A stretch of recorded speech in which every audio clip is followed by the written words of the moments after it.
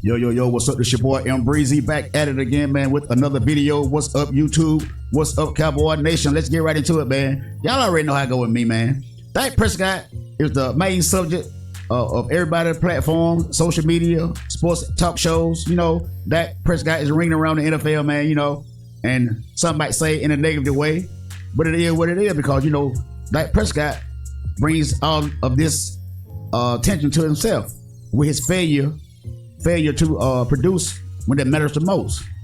Like I always say, you guys can keep the regular season stats, man, all you want to about Dak Prescott. Because, like I said, a lot of those times, man, those stats can be deceiving. And that, you know, put up good numbers against teams that are mediocre, or teams that are under 500. But when it matters the most, when you play good teams with good defenses, Dak Prescott always choke. He always comes up short. And everybody want to call me a hater. Everybody that talk about Dak Prescott on social media, on these sport talk shows, are haters. You know, that's what some of these Cowboys content creators say, and a lot of Cowboys fans say. But the truth is the truth, man. And I know it hurt. I'm a Cowboy fan. And it hurt me to say this, man, because I want to see my team succeed too. But if I see something I think that's not going to work, man, I'm going to speak on it. Even though it might not be, you know, something that everybody want to hear. It might not be a popular opinion of mine. Hey, man, but it is what it is, man. I can't worry about that. I can be an objective fan and still love my team, unlike some of you guys can. You can't handle it. So it just is what it is. But one of my main things with Dak Prescott, man, is, like I said, he cannot win the big game when it counts the most. The guy comes up short. He looks scared. He looks afraid. He looks lost out there in the football field. He can't read defenses. So that means you can't change the play because you don't know what you're looking at. You're not an accurate passer of the football. You cannot throw the wide receiver open. That's what I'm saying. And like they say, Dak Prescott got more control of the team now. More control of the team. But do that mean you still know how to read defenses? Do that still mean that you know how to throw an accurate football pass? Do that still mean you can throw the wide receiver open? Just because you got more and more input on the game now, and the game plan, and calling the plays, and changing the plays at the line of scrimmage, what's that mean? What do that mean? Do that make you a better quarterback? Because, like I said, man, earlier in one of my videos, if I'm a quarterback, and I am the leader of the football team, I'm the franchise guy, and everybody say that the offensive coordinator that calling the plays always have me in bad predicaments. So if I'm a franchise quarterback, and I'm the leader of the football team, if he calls a play and I get to that line of scrimmage and I see that the play is not going to work, I'm going to change the play. It just is what it is. And if it don't work, it don't work. What are they going to do? Fire me? I'm the franchise guy. No, more than likely they're going to get rid of the offensive coordinator like they did and Kellen Moore. But since y'all got, since when I said I'm a hater, but you know, you got some of these guys in the sports world. Some of these guys are very, you know, they're truth telling them about what they say. Everybody don't hate on Dak Prescott, but that's a thing that Cowboy fans say. Everybody don't hate on Dak Prescott, man. Some guys just like to tell the truth, and they only call it how they see it, and that's what it is. And you know, I was watching Get Up this morning. Get Up with Greedy, Louis Riddick, Kimberly Martin, and Sal Palantino on ESPN this morning. And I'm gonna let you guys hear what these guys say about Dak Prescott. Since you guys, you know, think that everybody hate the Dallas Cowboys, and everybody they hate Dak Prescott because he's a quarterback for the Dallas Cowboys. But hey, be as it may, man, take it how you want to take it. But let's take a listen to what these guys say about Dak Prescott, and you know, we're gonna come back with our commentary like we always do during the video. Not only do teams almost never lose the Super Bowl and come back to it the following year, but no one has repeated as the champions in that division in 20 years. So that brings us to Dallas. And you need to hear this. Dak Prescott threw 17 overall interceptions last year, the two most costly coming in that playoff loss to San Francisco. In case you missed it, my beloved former Cowboy, Marcus Spears, the big swagoo, in this room yesterday, had a lot to say about Dak. Dak Prescott, in high leverage moments, has not delivered in the playoffs. I ain't making news. Right. Go watch the tape. And then we can go watch it. Will Dak Prescott, who I'm going to be critical of this year, by the way, just so forewarning everybody. Let's write that. Will he deliver? Write that one down. When it needs to be him. That was just a little piece of Marcus really, I mean, he was laying a lot of this at the lap, if you will, of the quarterback, and that it is on him to pick this thing up and take it to the final step. Is that fair? Now, y'all heard Marcus Spears is one of diehard Cowboy fan. You know, he played for the Dallas Cowboys too, so I think he was the first round pick by Parcells. I think it was 2006, if I'm not mistaken. So this guy here, man, says that Dak Prescott does not come up in big games. So I guess I'm the only Cowboy hater. I guess I'm the only Cowboy objective fan on YouTube as a content creator that like to tell the truth about this team. But hey, you guys gonna get this work, man. You guys gonna have to come to the reality, man, that Dak Prescott is what he is, man. He is. He's an average quarterback at best. And hey, it just is what it is, man. Let's get back to some more of this commentary, man.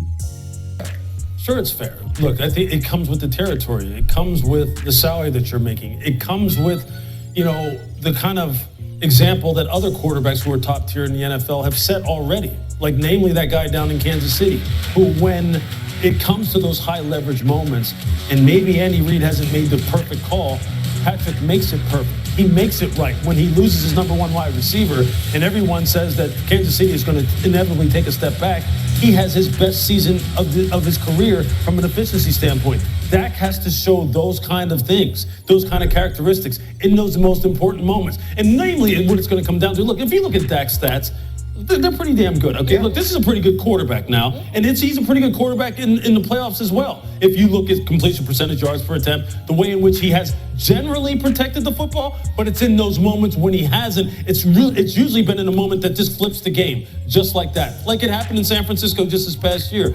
I think he has the DNA to do it.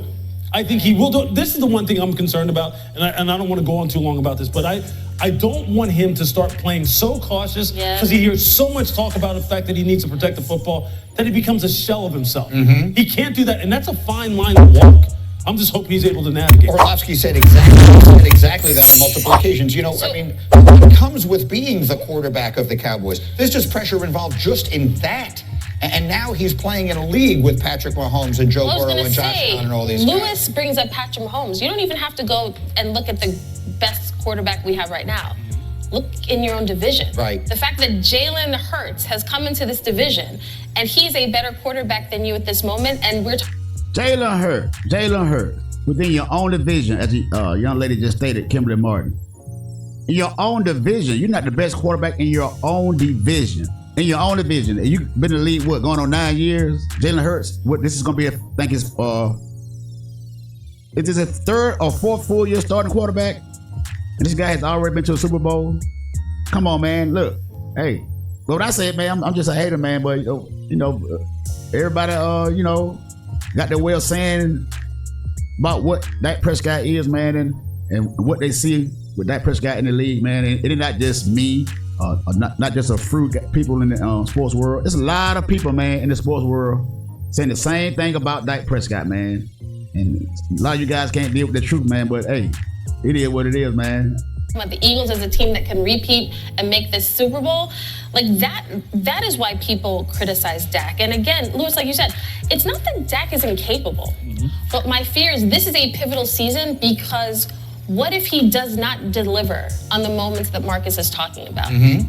My big concern with the Cowboys is that either Dak Prescott or Mike McCarthy is not the long-term answer.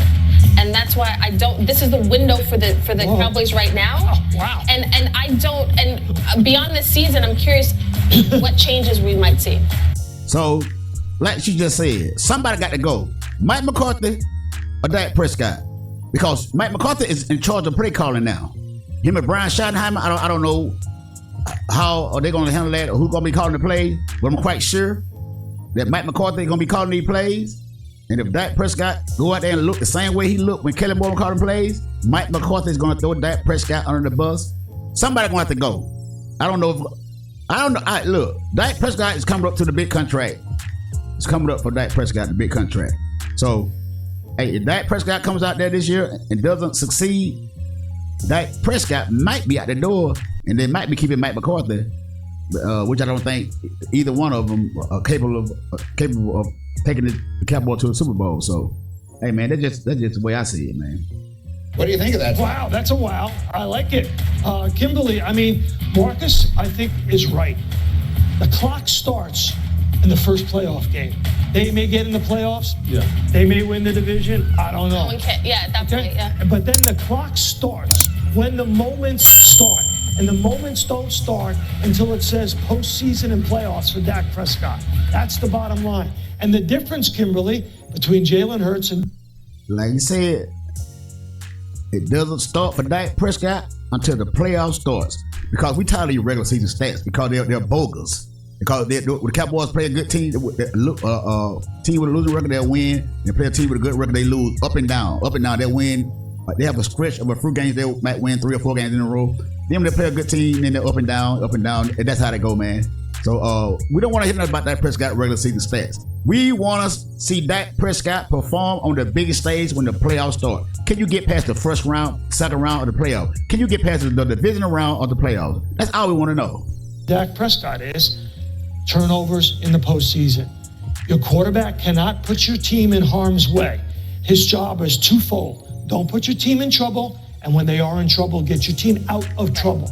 And that is magnified in the postseason. That's why Marcus Spears said that yesterday. When things get into the postseason, where is he going to be? Is he going to get us into trouble, and can he get us out of trouble? He just turned 30, in case you're wondering. Dak feels like he's been around for so long because of the attention that is paid, but he's still, by the quarterback standards, a young player. I think he's someone that a lot of people root for. He's just an easy person to like and an easy person to root for. But I think it is reasonable to say, just as a quick final thought, there will be a lot of scrutiny on what happens there. You know, I don't think Dak Prescott is going to be the guy that's going to get you out of trouble. He can get you into trouble real easy, but he's not going to get you out of trouble, man, because, like I say, in all the big games, man, let me say this. Whenever the Cowboy plays a good team, we always goes into the halftime trailing. I mean, it's like almost every time the Cowboy play a team with a winning record and a good defense, we always go into the halftime down.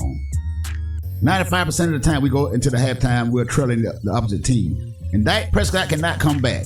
So to answer that question, with Dak Prescott, we be able to bring his team back, he hasn't proved that to me yet against those good teams. Like against teams that we're supposed to win, but for some reason we are behind in the last quarter of the game, and then he might sometimes get on a winning drive and go down the field and get a field goal range. Sometimes he go get a touchdown. But in those games, we should be behind no way. We should have been easily winning those games. But when he does that, everybody think, did you see Dak Prescott? Wow, man, Dak Prescott got a winning drive. Yeah, against teams that we should have been beat already. We shouldn't be in those situations anyway. But Louis Riddick gonna touch on my main point, the main problem that I have with Dak Prescott. The main issue that I have with Dak Prescott, I'm gonna let you guys listen to Louis Riddick. See you guys agree with me. But when I say it's a problem, I'm considered a hater. But I'm gonna let you guys listen to Louis Riddick. It's the unscripted, uncoached, unscouted play Dak has to make. The one where the play call goes in, they come up to the line of scrimmage, the coordinator, head coach, whoever's calling the plays is sitting there going, this is not it. And he makes it right. Yeah. He fixes it. The protection isn't right. The route isn't right. He makes a call that totally goes against what the head coach says in those critical moments. Because all these guys have done it that we're talking about. Jalen Hurts has done it. You know Patrick Mahomes has done it. You know Joe Burrow is doing it. Josh Allen. He has to do, and he has to have one of those signature moments, and that'll quiet down all of this. All of this talk. Bottom line is, but see what I'm saying? Then y'all compare him to Josh Allen and all these other great guys in the NFL. Y'all say Dak Prescott is an elite quarterback. Y'all just heard what Louis Riddick just said. I've been saying this, man, for I don't know how long. Dak Prescott cannot get to that line of scrimmage and read that defense and change that play. But since I think about 2 weeks ago, CeeDee Lamb did an interview, and CeeDee Lamb said that Dak Prescott is 100% in control of this offense. So why wasn't Dak Prescott in charge of the offense? Back then when Kellen Moore was y'all so-called say he was messing up, putting Dak in the bad situations. Why wasn't Dak getting himself out of bad situations? See, this is what I'm saying about when Dak Prescott be so quiet. Dak Prescott is always quiet when people talk about him because he knows he's incapable of doing what these guys say he can't do. That's why he's quiet. That's why he's not going to come out here and be vocal about what people say about him, because deep down inside, Dak Prescott knows he's not an elite quarterback. Dak Prescott knows he got some deficiencies. He cannot throw the football accurate. He cannot read defenses. Dak Prescott knows that. That's why Dak Prescott is on the hush a lot of these times. He won't come out and defend himself. But some would say, oh, he don't have to come out and defend himself. Oh, he just let the play on the field do it, talk for itself. Okay, we're waiting. We're waiting because the media is eating you up. They're chewing you up and spitting you out. When are you going to do something about it, Dak Prescott? Because this year is the year. If you thought you had pressure on you then, this is the year that everybody's watching you. Marcus Spears even come to the light saying that he's going to be more critical of Dak Prescott this year. He's watching Dak Prescott. He's watching Dak Prescott. But hey, man. Hey, I'll let you guys call everybody haters because they're speaking the truth on Dak Prescott. Something that you guys won't do. But hey, you tell your story, I tell mine. That's what we all got platforms on this YouTube. So you got your opinion, and I got my opinion, and other people got their opinion too about Dak Prescott. They're not saying the Cowboys as a whole, because everybody that I listen to is saying that the Cowboys had a team to go win it all. Everybody that I know say the Cowboys had a team to go win it all. But the only problem is the quarterback, QB1, Mr. Rain Dakota Prescott of the Dallas Cowboys. But hey, man, hit that subscribe button, hit that like button, leave me a comment down below and tell me what you guys think about what Lewis Riddick said, what Kimberly Morton said, and these guys get up, man, this morning say about Dak Prescott. Do you agree or do you disagree? Until the next time, it's your boy Breezy. I'm out. I'll let you.